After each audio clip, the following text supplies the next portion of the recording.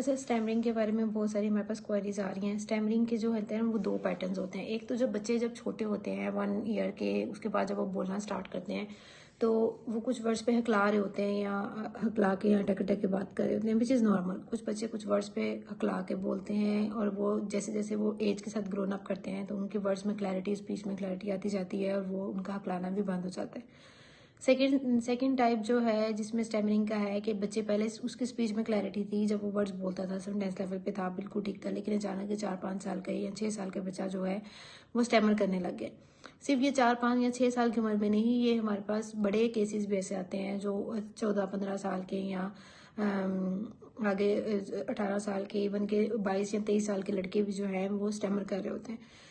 Stammering کی پیچھے جو ہے وہ ریزن جاننا جو ہے وہ سب سے زیادہ امپورٹنٹ بات ہے، کیونکہ اسٹیمرنگ کسی ریزن کی وجہ سے ہو رہی ہوتی ہے کہ وہ کیسے سٹارٹ ہوئی، کیسے گرون اپ ہوئی، کس کی وجہ سے وہ جو ہے وہ اتنی زیادہ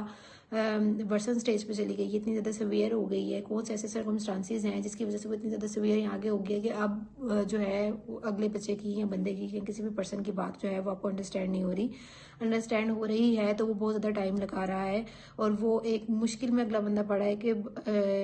اس کی بات نہیں اس کو سمجھ آ رہی، اور وہ جو بچہ خود بھی اسٹیمر کر رہا ہے اس کو اس کے بارے میں آئیڈیا ہو رہا ہے. اس کے لیے جو ہے اسٹیمرنگ کی کمپلیٹ اسیسمنٹ ہے. اس کے بعد اس کا کمپلیٹ سینیریوز ہیں کہ بچہ جو ہے یا کوئی بھی پرسن جو ہے وہ اسٹیمرنگ کے اسیسمنٹ میں ہم سب سے پہلے یہ دیکھتے ہیں کہ وہ پرولونگیشنز کر رہا ہے یا لفظوں کو کھینچ کے بول رہا ہے، یا اس کے لفظوں میں بلاکس آ رہے ہیں، یا وہ انٹرجیکشنز وغیرہ، یا کچھ ایسی ہمارے پاس ٹرمینالوجیز ہیں جو ہم دیکھتے ہیں کہ وہ والا پرسن ان سب میں سے اس کے کیا زیادہ کامن ہے. اگر اس کے بلاکس کامن ہے، اگر اس کی پرولونگیشنز کامن ہے، اگر اس کی انٹرجیکشنز کامن ہے، یا وہ اسٹاپس کر رہا ہے یا وہ بلاکس کر رہا ہے، اس کے بارے میں ڈیفرینشیٹ، اور وہ کن ورڈز پہ کر رہا ہے، کن ساؤنڈز پہ کر رہا ہے، ساؤنڈ لیول پہ ہے، ورڈ لیول پہ ہے، تو وہ جس ساؤنڈ لیول پہ یا جس ورڈ لیول پہ وہ اسٹیمر کر رہا ہوتا ہے اس کے لحاظ سے اس کے پراپر گولز بنتے ہیں، اور اس کے لحاظ سے پراپر تھراپیز جو ہے وہ اس کی ڈیزائن ہوتی ہیں. لیکن اگین میں آپ سے یہی کہوں گی کہ اسٹیمرنگ کے لیے یہ بہت زیادہ نیسیسٹی ہے کہ آپ کو اس کی کاز جاننا، روٹ کاز جاننا ضروری ہے. کن انسیڈنٹس میں ہوئی. اسٹیمرنگ کے بارے میں ایک کوشچن ایک بہت زیادہ آتا ہے کہ اسٹیمرنگ جو ہے وہ پرسن جو ہے انزائٹی میں کرتا ہے، ان لوگوں کے سامنے زیادہ کرتا ہے جو ان نون ہوتے ہیں، جیسے وہ اسکول میں جا کے، آفیسز میں جا کے، یا وہ ایک پبلک پلیس پہ جا کے زیادہ اسٹیمر کرے گا ایز کمپیئر ٹو وہ اپنے گھر والے جن کے ساتھ وہ ڈیلی بات کرتا ہے یا ڈیلی مل رہا ہے. اس کا پہلے تو آپ کو روٹ کاز کا جانا ضروری ہے، پھر اس کی پراپر اسیسمنٹ کی کس ایریا میں زیادہ پرابلم آ رہی ہے، کن ساؤنڈز پہ زیادہ پرابلم آ رہی ہے، کن ورڈز میں زیادہ پرابلم آ رہا ہے، پھر ان کو ٹارگیٹ کر کے جو ہے وہ ہم انڈیویجولائز تھراپی گولز اور تھراپی ٹیکنیکس جو ہے ان پہ امپلیمنٹ ہوتی ہیں. ہر ایک جو پرابلم ہوگی اس کے لیے ایک علیحدہ جو ہے ٹیکنیک جو ہے وہ امپلیمنٹ ہوتی ہے. ہم ہر ایک بندے پر ایک ہی ٹیکنیک یا ایک ہی گول جو ہے وہ اپلائی نہیں کر سکتے، کیونکہ بلاکس کے لیے الگ تھراپی ہے، انٹرسیکشنز کے لیے الگ تھراپی ہے، پرولونگیشنز یا پل آؤٹس کے لیے علیحدہ تھراپی ہے، اسٹاپس ہیں تو اس کے لیے علیحدہ تھراپی ہے، پازز ہیں، جو بھی پرابلمس ہیں اس کے لیے علیحدہ تھراپی ہے، ریویژنز ہیں، ریپیٹیشنز ہیں، ان کے لیے علیحدہ تھراپیز ہیں. تو آفٹر اسیسمنٹ جو ہے انڈیویجولائزڈ جو ہے وہ ٹریٹمنٹ پلان یا تھراپی پلان جو ہے وہ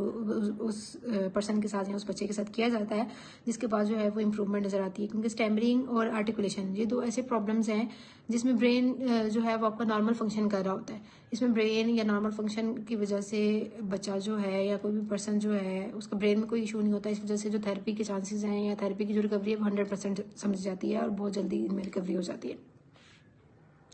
اگر آپ ان کی پراپر تھراپیز لیں، پراپر ٹائم پر لیں اور ریگولر لیں تو یہ کیسز جو ہیں وہ ود ان فیو سیشنز یا ود ان فیو منتھس جو ہیں وہ ریکور کر جاتے ہیں، اور ایک اچھا جو ہے نا وہ سوشل لائف جو ہے وہ گزار رہے ہوتے ہیں. جو بھی ان کو ایشوز آ رہے ہوتے ہیں سوشل لائف میں اسٹیمرنگ یا آرٹیکولیشن کی وجہ سے، وہ پھر ان کو فردر آن نہیں آتے.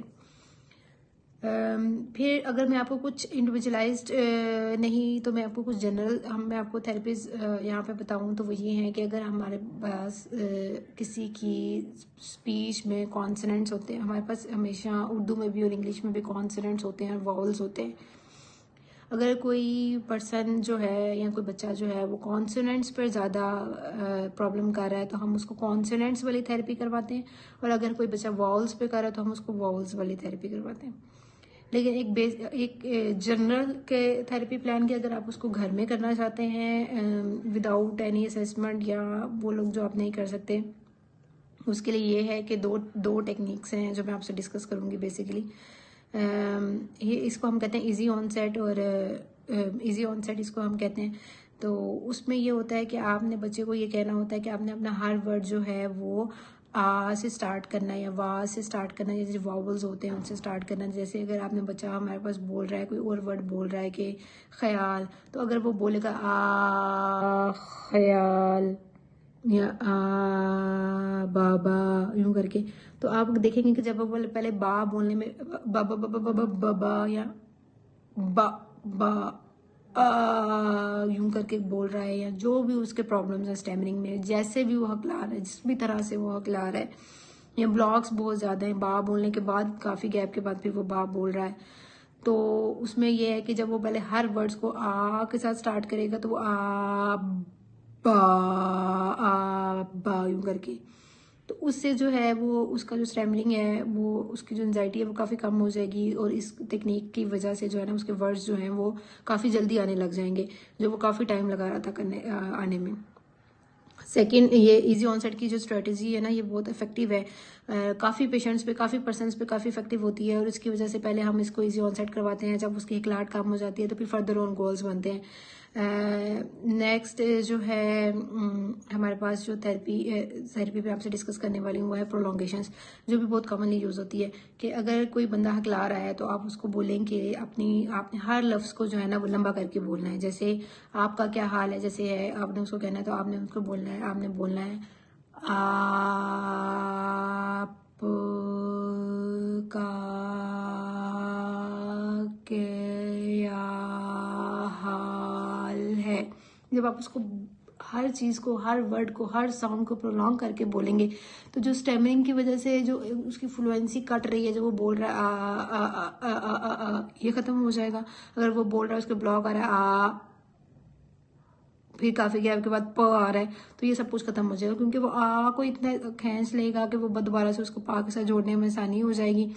تو یہ جو پرولونگیشن ہے اسی وجہ سے جو ہے نا یہ افیکٹیو ہے. پرولونگیشن ایزی آن سیٹ بہت کامنلی یوزڈ ہے، اور یہ میں نے آپ سے ابھی اس لیے ڈسکس کی ہے کہ اگر آپ اپنے بچے کو ایک ٹرائل دینا چاہتے ہیں، گھر میں تھیراپی کروانا چاہتے ہیں تو ان تھراپیز کے ساتھ سٹارٹ کریں. اگر وہ اس سے اچھا رسپانس کر رہا ہے